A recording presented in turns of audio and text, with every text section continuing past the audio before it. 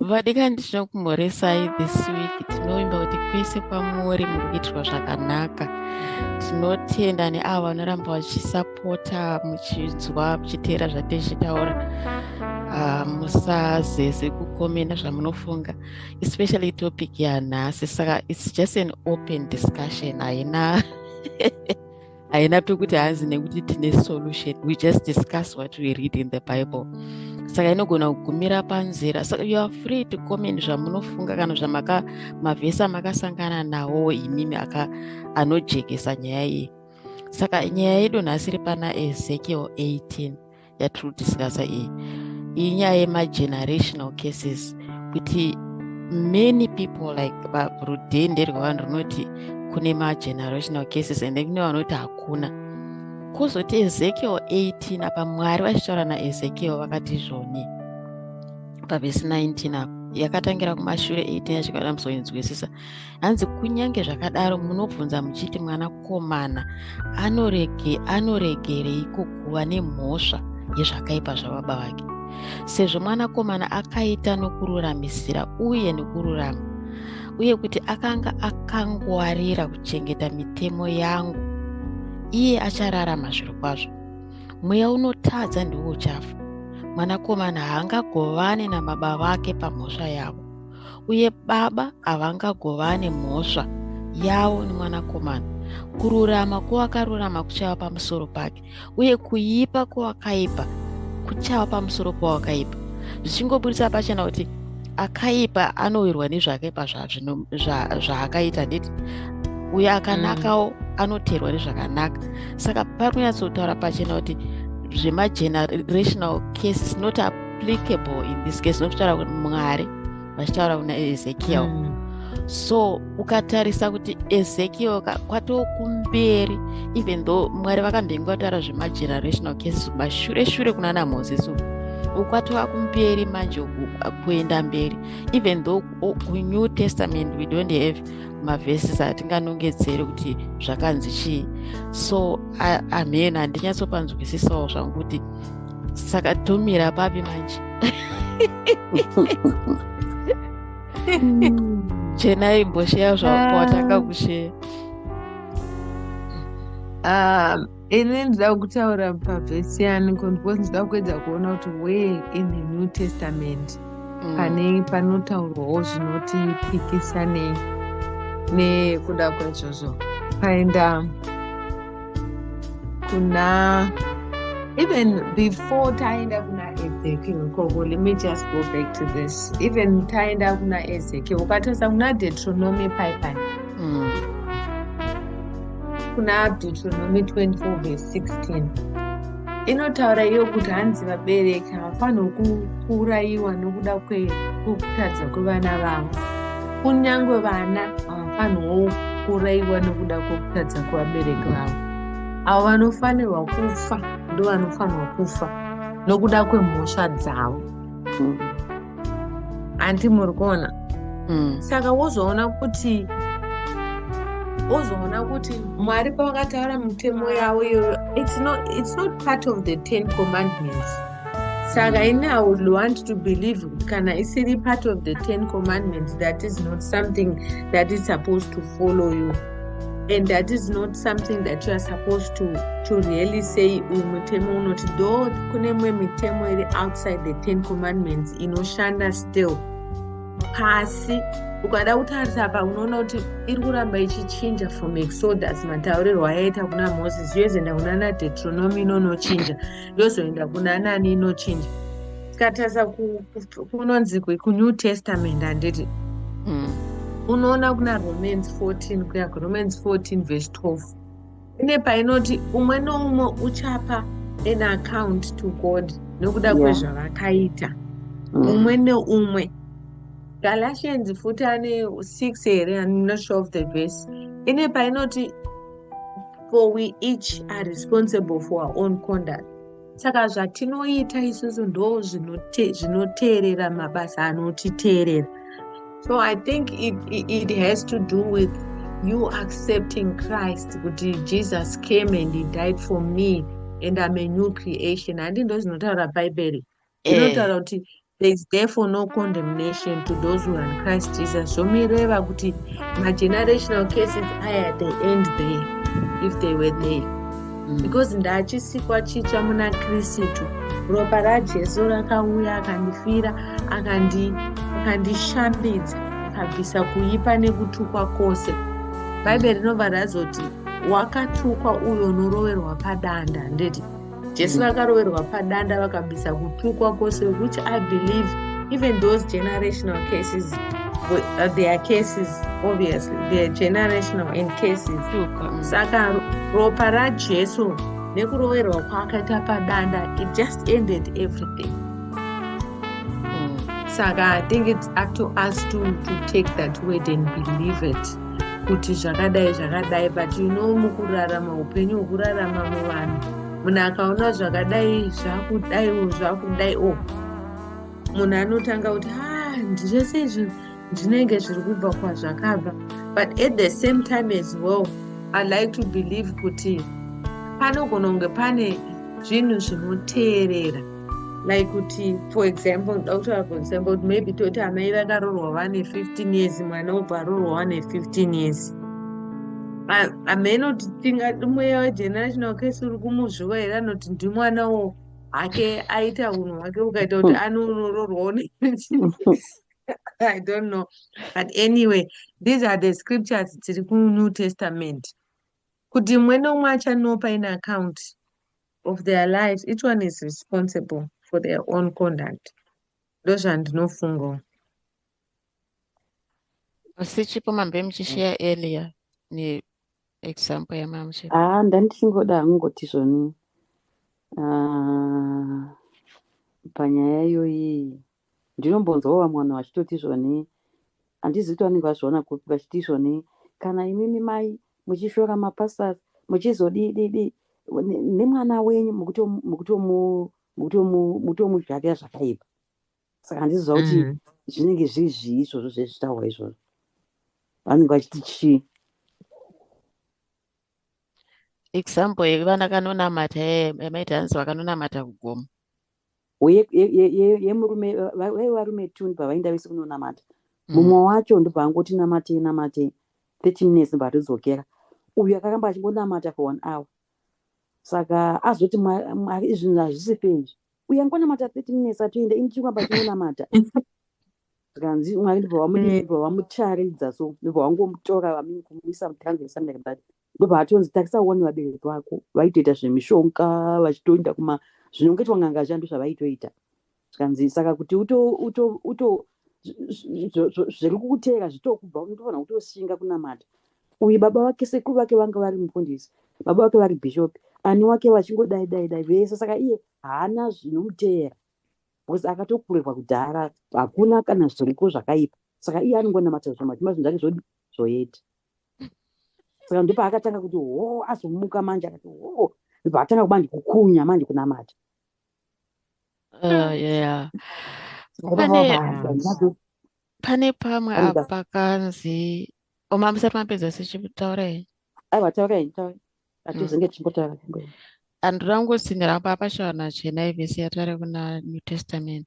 Pane imwe yamine kana if it's really connected iri kuna vakorose 2:14 kuti hanzi akadzima, hanzi mutemo wakanyorwa nezvirevo zvawo uyo wakanga uchirwa nesu uye waimira uchipikisana nesu, akaubvisa achiurovera pamuchinjikwa. Hazvisi zvituko here zvikurehwa izvi, makesisi avanga achitaura chenaya kuti akazvibvisa through nengekini muchinjikwa. Zvogona kudaro zvizorini, but vanhu vanosara vachingoone nyaya yakudhara yavakabvunza kudhara iyoyo inonetsa kunyatsobuda mava kuti Jesu vakatora tsamba idzodzo dzairwa nesu zvikabva zvapera. Saka vanokamba vachingoti nhuri yekwati kwakadai, saka ndozvikukonzeresa izvozvo Jesu vakatozviendera pamuchinjikwa zvikatopera. Yeah, because it becomes very concerning kuti uyu arota uyu achiudzwa naJesu, iwo Jesu vacho varivo. vane shoko ravo ravanotaura kudai. Because ukada kutaura naJeremia pane painonzi vakadya masour grapes aivava handiti. Vana ndo vakazonzwa ugogo. But pane inotaura inoti ukazi kuna Galatians pane chapter 3 verse 13 inoti kasi but Christ has rescued us from the curse pronounced by the law. And the law which I believe kuti even mutemo waMozisi waitaura kutuka uchiti vana vachazodai vachadai. When he was hung on the cross, he took upon himself the curse for our wrongdoing. So handisi kuudza kuti magenerational cases ari kungotsvedzwa ipapo here achijambirwa parongdoing apo.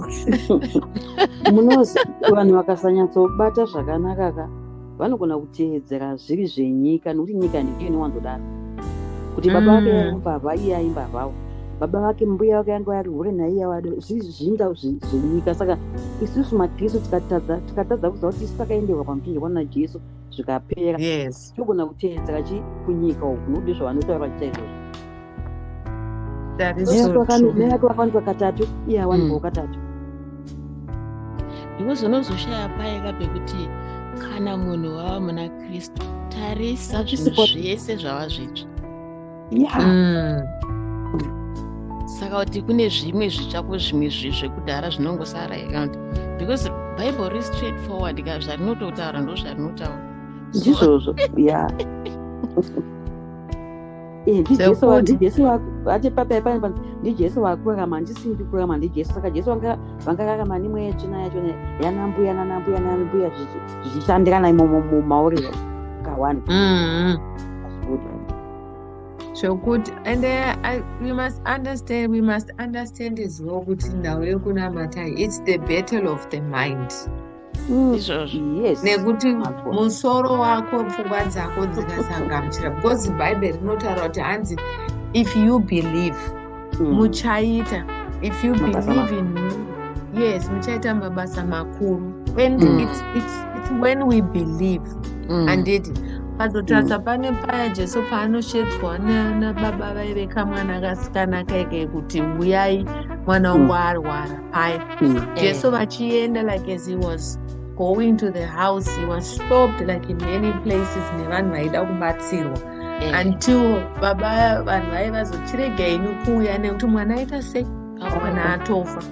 But Jesu vanoenda ikoko vanoramba vachienda vanozotaura kuti hanzi he says a statement and then nobody only if you believe, only believe, like mwana uyu haana kufa, only believe.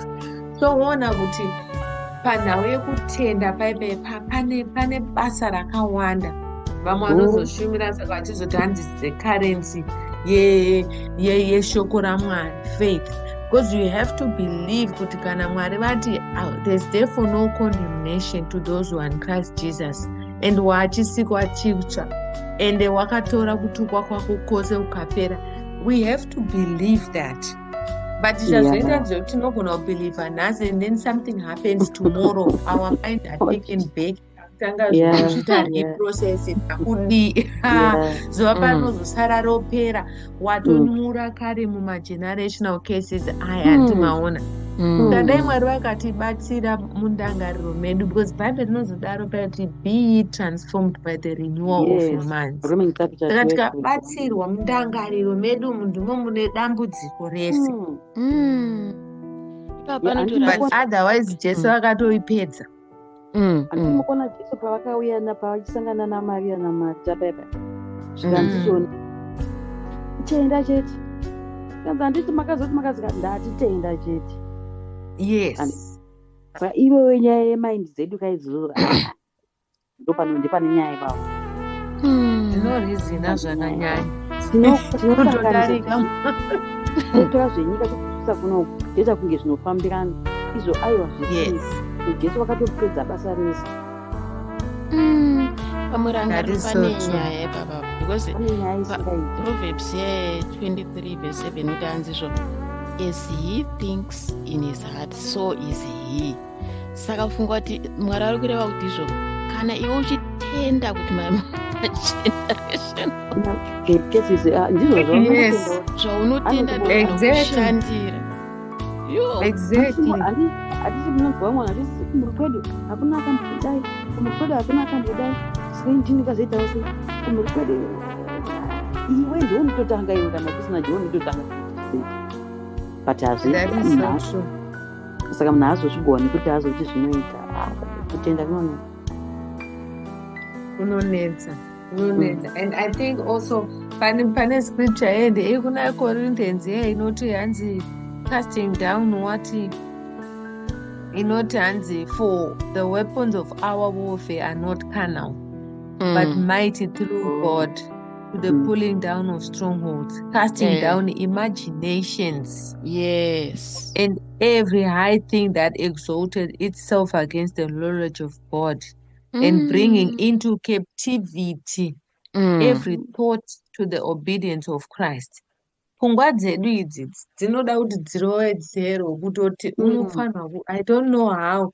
It's also something that I'm fighting with kuti how do you make your mind to just believe in the word of God? Kana wariverenga warinzwa shoko raMwari ronzwa kuti yes mani vari kutotaura kuti Mwari vanoita izvi zvakadai, but ukazoshandisa reasoning yako iyi yenyama iyi aibalance equation yacho haibudi. rimwe dambudziko nderekuti waverenga watenda wonzwa mumwe munhu achitaura manje kana kuti mumwe amene wanenge achitaurawo wotaurawo wotoona kana tongoti pasita vachitaura wotoona kuti saka zviitizvi pasita vatotaura saka mweya yacho inotonditeera, saka mweya werombe inotonditeera zvishuwa, saka mweya yekusawanika inotonditeera nokuti kwedu zvakazenge zvakazwa izvozvo, pane kuti iwo tenda bedzi only believe zvawaverenga izvozvo zvotoita. Amai yangu akazoti munhu anenge ari papulpiti paipai atoriwo munhu. Sometimes it's not the words dzinetaurwa dzinenge dzinofanira kukurasisa. Then we need that discernment spirit. And pane dzimwe nguva yekuti unotomboti hausi kuda kutombonzwa kana kushumirwa kweani vhangeri pana naYouTube kana chii, because une something chawatenda chawanzwisisa kuti Mwari is doing this. Ukada kuzoteerera zvimwe zvinogona kukubvisa pauri that state yauri yekutenda kuti Mwari vati so. Because like ukazonzwa tangopa example yedu sichibonoti kuti mawire nemunhu wenyu iye wokurota hope Mwari vachimudza kuti avo vaiva nababa mafundisi. Kusaka isusu tisina mababa mafundisi, upenyu hwedu huri kuzonoperera kupi atinokona. Wona bhaibheri rinotaura paipai kuti hanzi do not put your trust in man but in God. Kureva kuti Mwari is greater than vana baba kana nana sekuru vangu vaive mafundisi. God is greater than that, and God is greater than vana baba nana sekuru vangu vaita zvekushopera. Anomunzwa ndauya kwavari kuti ndakuda imimi, ndoda kuteera imimi, you are now my father. Havafaniri kundiudza kuti zvinhu zvangu zvichatora nguva yakareba nekuti sekuru vangu vanga vachishopera. Then he ceases to be God kana vakudaro, and his word rinoera kutocontradict. Ndizvozvo. Ende futi ningirikini zvinotozongoita go back pamastrongholds aya kuti unenge like mastrongholds anongoenderana nevhese yekuti as he thinks and it kuti Mwari vanongokupa zvaunotenda, mastrongholds awakamisikidza iwewe kuti ndo zvazviri zvanditi, saka zvinotongobuda saizvozvo because Mwari vanoti hanzi pasina kutenda hazvibviri kuti vafare, kuti as long as uchingodzokera kupfungwa dzako idzo mastrongholds acho awakavaka musoro mako, zvawakatenda zvawakabhiliva kuti ndo mamirire ezvinhu aya, you know, ndo zvazvitori. Saka apa handimbobva ndakamuvha, autombobva muvha zvezvitozadzisika kuti zvinyatsosimba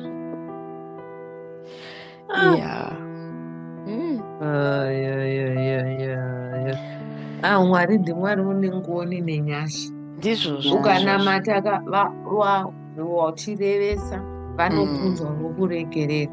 Because ukada kuzotarisa even panguva iyana Moses iyaye patime yemaIsraelites paya.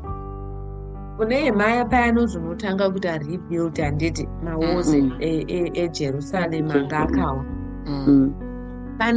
Pane scripture iri kuna is that Nehemiah 1, let's see. Nehemiah 1. Sorry, kushanza Bible computer bandina rangu. Nehemiah 1 verse 6 handiti.